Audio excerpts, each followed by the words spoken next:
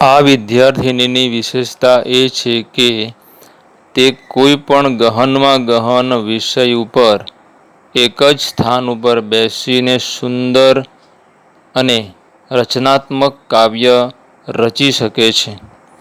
માતા પિતાનો પ્રેમ, પિતા એક ફરિશ્તા, સુંદર માં મારી જગથી સવાઈ, ઉત્તરાયણ, મોબાઈલનો ઉપયોગ, છોડો છોડો ભેદ છોડો, ગુજરાત મારો દેશ, ધરતી માતા, આપણા વૃક્ષો, આવા અનેક વિષયો ઉપર તેને સુંદર મજાના કાવ્યોની રચના કરી છે.